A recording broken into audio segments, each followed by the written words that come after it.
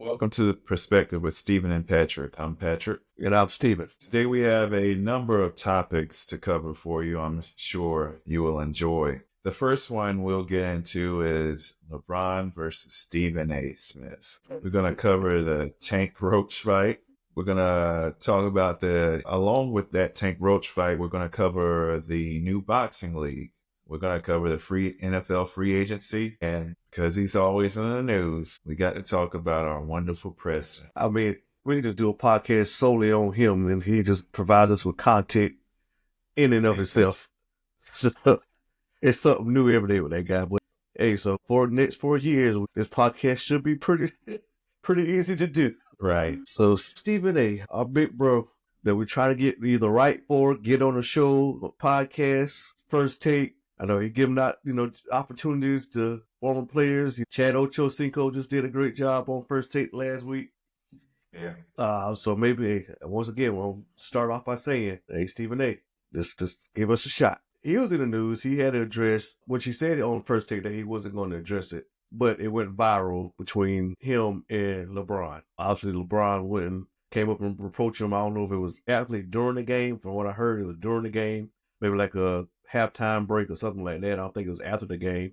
But LeBron approached Stephen A., and I think you had a reason of why he approached Stephen A.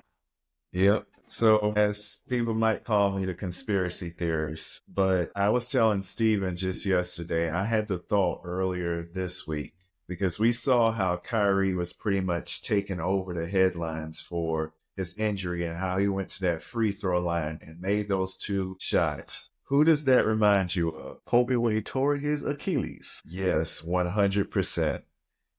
And like I said, Kyrie had pretty much taken over all the headlines. You didn't hear anything about the Lakers. You didn't hear anything about LeBron. And I thought to text Steven earlier this week and tell him, mark my words, LeBron is going to find something to do to steal the headlines back.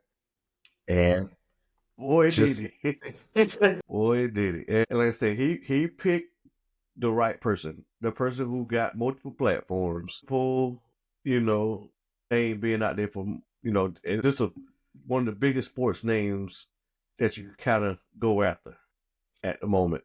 According to Stephen A., LeBron approached him in regards of Stephen A.'s critique of Bronny. Stephen A. on his podcast went in detail to say that LeBron came up to him not as a basketball player, but as a father. He approached him as a father. And I say he was understood where he was coming from that aspect, him having daughters of his own. But he said LeBron wasn't a Lakers player. LeBron wasn't a basketball player. LeBron wasn't an athlete. LeBron, in that moment, was a father. And LeBron came up to Stephen A., and according to Stephen A., he used the language, stop effing with my son. That's my effing son. Don't talk about my effing son. Which I've been following Stephen A. and his coverage of Bronny, and I don't see where he was that harsh on the kid. Like, being real, I mean, what he said, I think he pretty much said that Bronny has only owned the Lakers because of LeBron, and he was critiquing the fact that LeBron has been going on saying that his son was better than half the players in the league. If you want to know where I'm playing next year, I'm playing with Bronny. Whatever team signed him, that's where I'm going to play at. So Stephen A. was calling out that kind of stuff. LeBron took it as shots at his son. Man, if LeBron want to come after anybody, he definitely could come see me because go back a couple of podcasts and I broke down in our Kid Up Chest segment the nepotism that followed Bronny James. No way for it to come out of his mouth that this kid is better than half the players in the league is borderline crazy. Right. But Stephen A. handled it, with class, with dignity. Offered for LeBron to talk. LeBron didn't want to talk. He, I guess, wanted to speak his piece at that moment. Stephen A. made it clear that he was friends with Rich Paul, LeBron, business partner and one of his closest friends. He has his number. So if LeBron had an issue, LeBron could have picked up the phone and got in touch with him and had a conversation with him. Like you said, LeBron knew what he was doing. LeBron wanting the headlines back on him. He saw Kyrie went out, made those free throws and was getting that praise of being that mama mentality. And like I said, Lakers are sneakily playing very well. They won, I think, like I said, last 8 of their 9 games. Second in the West at the moment, which I had no idea they was that high in the standings in the West. Luka's playing, putting up decent numbers. He's getting his legs underneath him and embracing, his new team at the time. LeBron is pretty much, if you're being realistic, having an MVP, if it wasn't for SGA, who's my pick for MVP at the moment, say Alexander Gilchrist out there in Oklahoma City, who's just balling out of his mind. But the numbers that LeBron putting up really favor his numbers that he put up his MVP season, I think we'll say with Miami. And that was like, what, 10, 15 years ago, which is impressive when I was on. This man plus 40 still putting up MVP type numbers. But for him to try to have that conversation, you knew people had it. They saw you coming up and you saw you getting a fiery. You couldn't even they couldn't hear what you're saying. Your body language was fiery and over the top with someone. Then you knew somebody gonna pull their phone out and record it. Let me tell you, if you freeze that video when he's walking off from Stephen A. Smith, he intentionally looks back to make sure whoever's holding that phone up caught everything he saw. Yeah. So, hey, it probably was a LeBron plant, to be honest with you. Yeah. He probably told this guy before the game, hey, I'm going to go to Stephen A. Smith.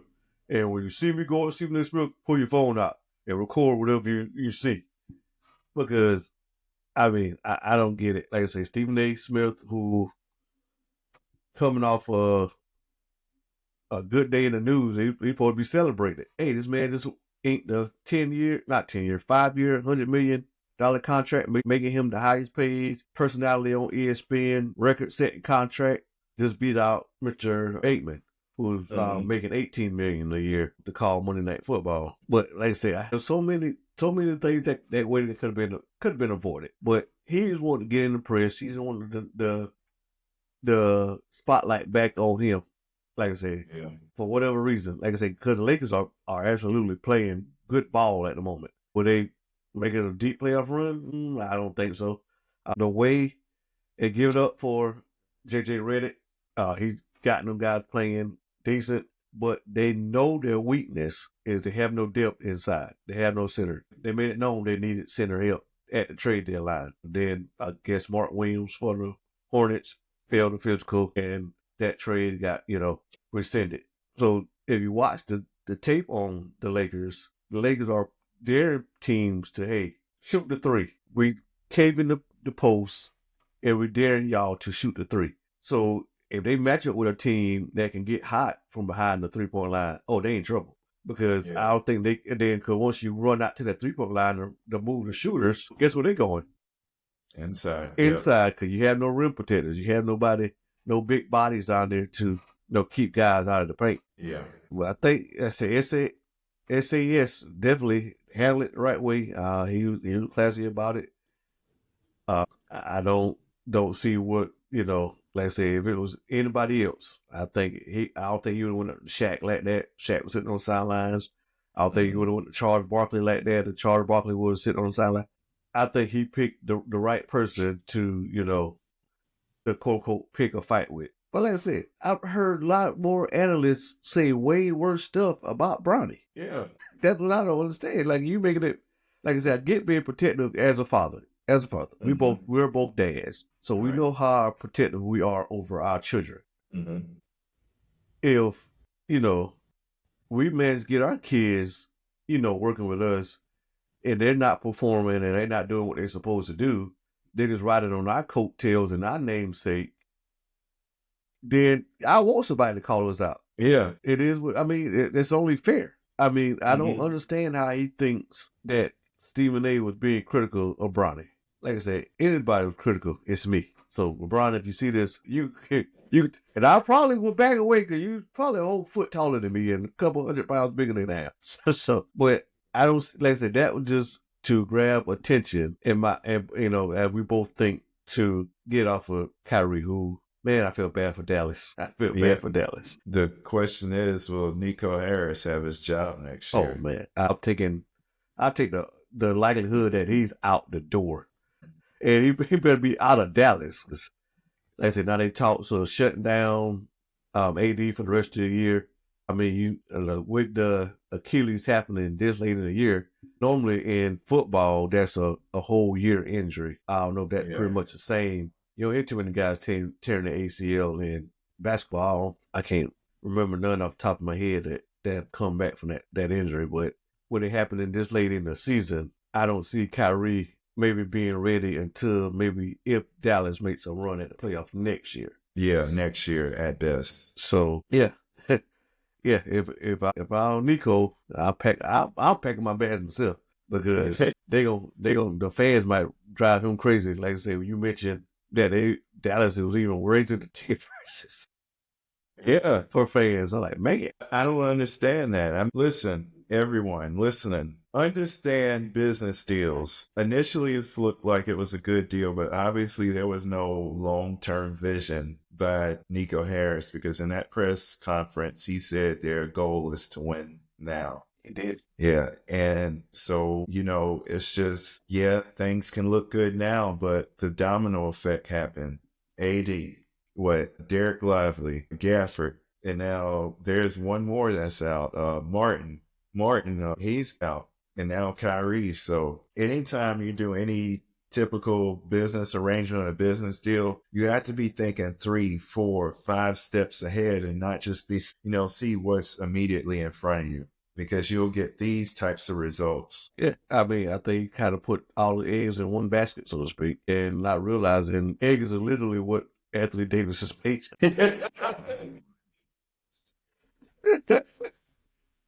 Which he probably pulled something when he was doing that and then had to play it off like he got hurt while he just tried to catch a rebound or whatever the case was. But yeah, I mean, as I give Kyrie credit, that was, heroic of him to go out and shoot those free throws, on a bad knee. And like I said, I don't see too many. Now, you think Jason Tatum taking those free throws?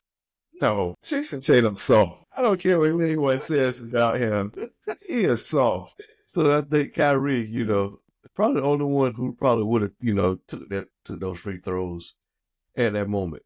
Like I say, for LeBron to just be clout chasing, so to speak, to get the attention back on him when you could have went about that so many different ways. Like I say, Stephen A is a known personality. He's not hard to find. Like I say, he's an insider. He's a, reporter. So you can get in touch with his producers. You get in touch with his agent, anything to say, hey, let's have a conversation.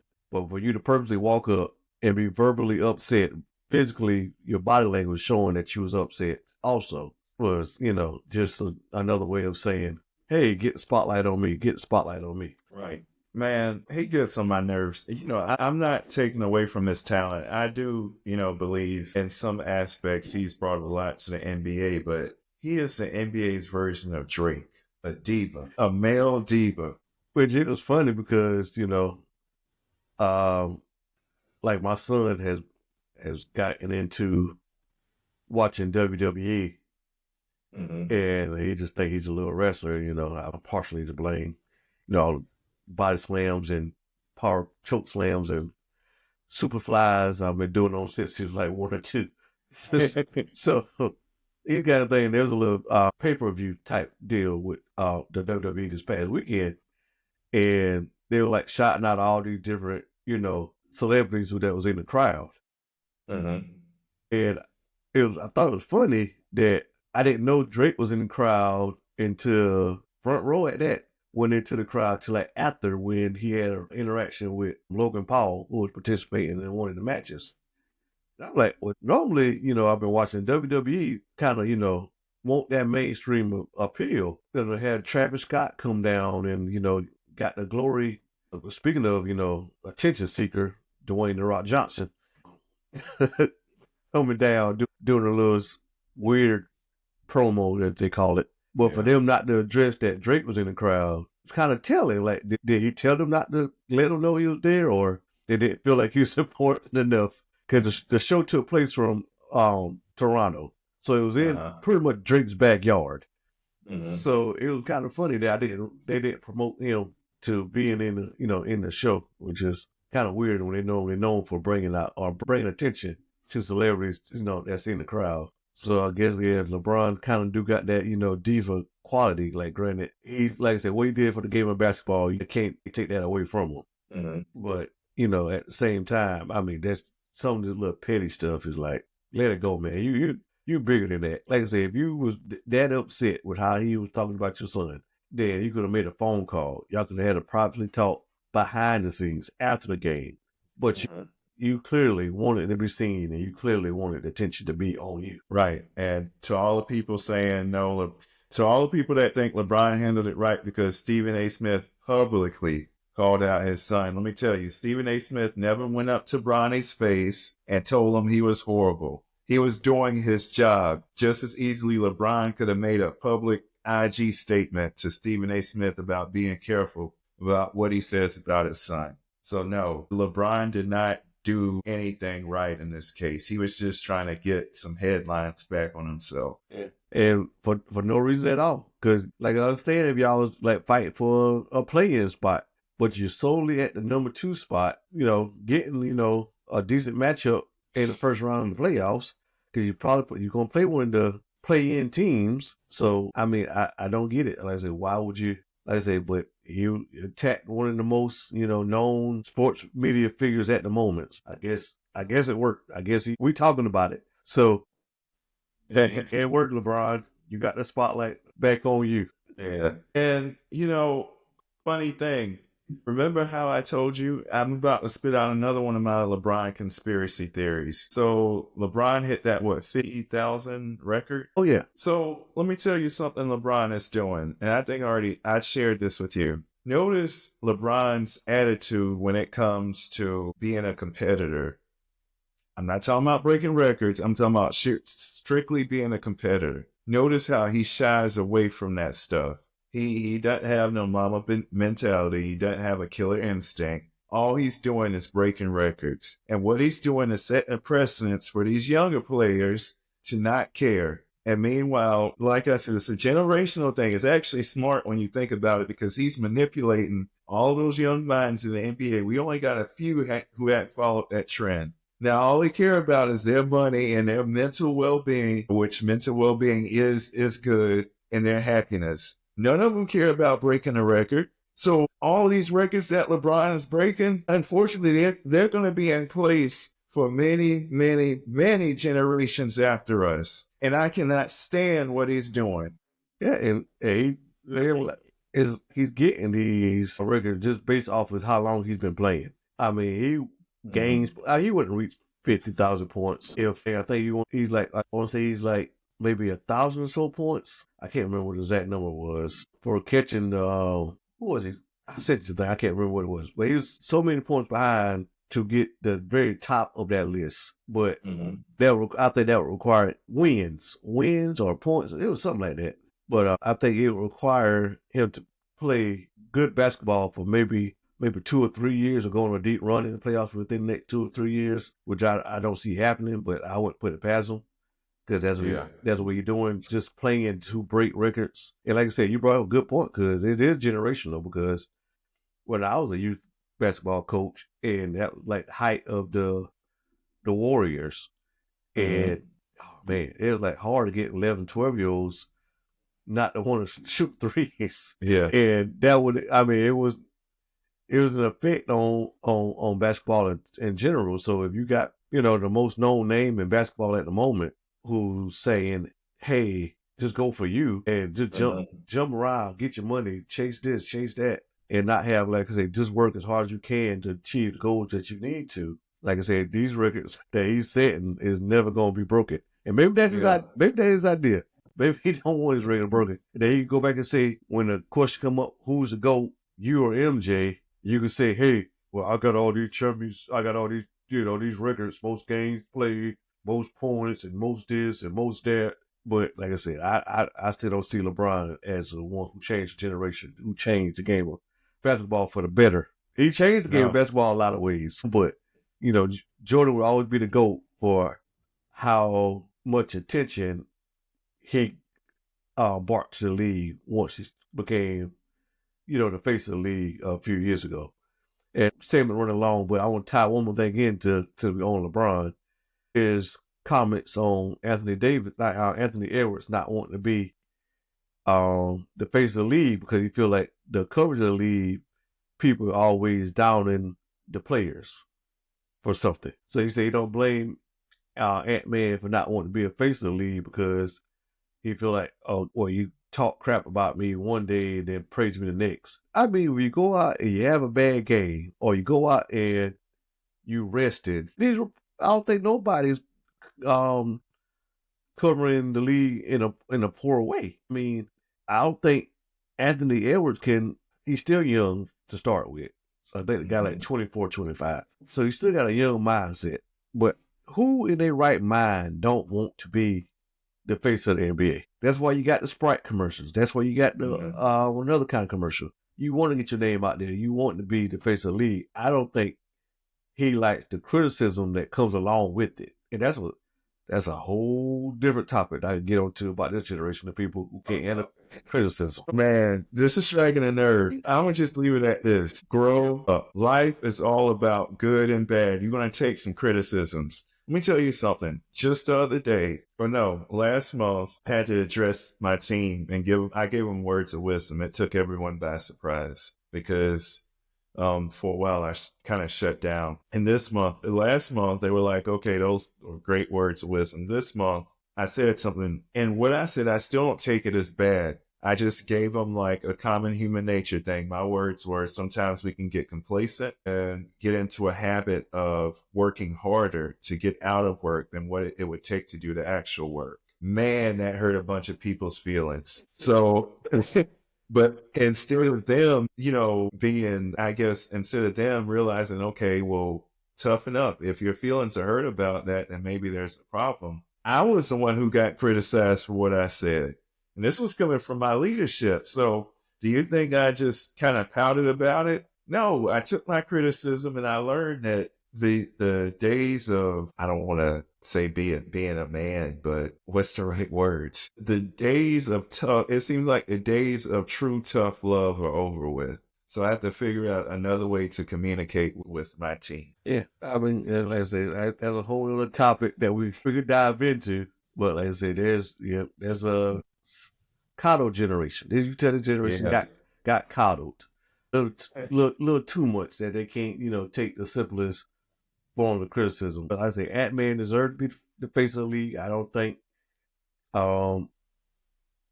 anybody who's covering the league has been too tough on the players, other than, I mean, you critical of players because one, you're not performing, or two, you're not.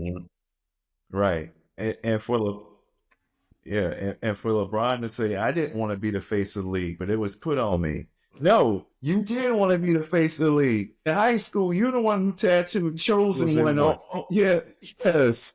Oh, purposely wore number 23 to draw attention to yourself, knowing that would have brought attention in its own to say the comparison between you and MJ because you're wearing the number 23. Like I said, if you didn't want to be the face of the league, yeah, right. You'd have played college ball or something like that.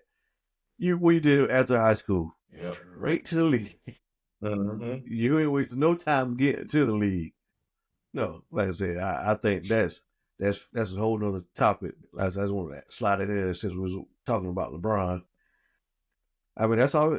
I mean, I don't see, like I said, he should want somebody to carry the mantle, knowing that he is at the end of his career. So he should be like, okay, yeah, go ahead, Ant-Man. Do you take this persona on? I'm handing the keys over to you, so to speak. Not, yeah, I don't blame him because, media talk trash about you, but you ain't say the trash. You use another, four-letter word. But like I say, I mean, that's when we say he's a fit in the game and not for the good.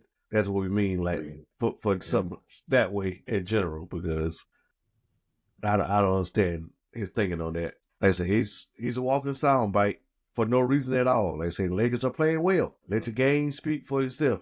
But exactly, he can't figure that out, even with 20 years as a professional. All right, this segment did run long, but we talked about a lot. Please, leave it in the comments. Let us know what you think about this LeBron, Stephen A. Smith situation. LeBron, influencing the young players in the NBA in a negative way, and pretty much taking up for Ant Edwards not wanting to be the face of the league.